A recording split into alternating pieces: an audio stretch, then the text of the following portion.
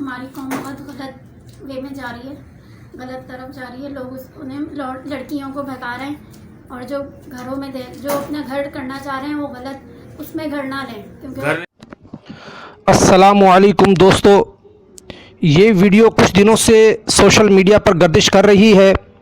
اس میں نظر آنے والی لڑکی کا دعویٰ ہے کہ اس کا تعلق کراچی سے ہے اور وہ شیعہ مکتب فکر سے تعلق رکھتی ہے.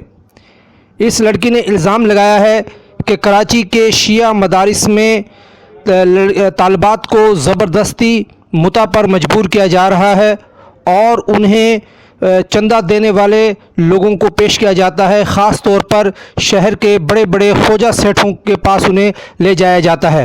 اس لڑکی نے خاص طور پر عباس ٹاؤن، ملیر اور سعدی ٹاؤن کا ذکر کیا ہے اور اس کا کہنا ہے کہ وہاں مدرسہ چلانے والے لڑکیوں کو خراب کر رہے ہیں.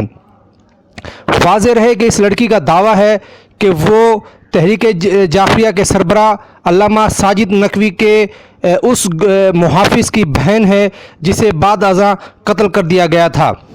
اس لڑکی کی ویڈیو سامنے آنے کے بعد بہت سے لوگوں کا کہنا یہ ہے کہ یہ ایک جعلی ویڈیو ہے اور لڑکی محض الزام تراشیاں کر رہی ہے. اس ضمن میں سوشل میڈیا کے مختلف پیجز پر بہت زیادہ بحث مباحثہ جاری ہے، لیکن بہت سے لوگوں کا کہنا ہے کہ یہ بات درست ہے اور لڑکی کی تمام باتوں پر غور کرنا چاہیے. اور انہوں نے یہ بھی کہا ہے کہ شیعہ مکتب فکر میں یہ اب عام ہوتا جا رہا ہے. خاص طور پر انہوں نے چنیوٹ کے ایک مدرسے کا حوالہ دیا ہے جہاں کے سربراہ ان دنوں اسی طرح کے کیس میں بھاگے ہوئے ہیں اور ایران میں روپوش ہیں.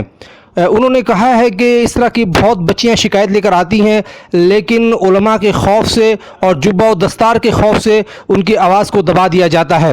اس ضمن میں پاکستان کے شیعوں کے ایک بڑے گروپ مرکز ولایت علی پاکستان نے اس سارے معاملے کی تحقیقات کرنے کا مطالبہ کیا ہے اور انہوں نے وزیر اعظم پاکستان سے اپیل کی ہے کہ وہ ذاتی طور پر اس معاملے کو دیکھیں، کیونکہ یہ ایک انسانی معاملہ ہے اور بہت سے لوگ مذہب کی بنیاد پر لڑکیوں کا استحصال کر رہے ہیں.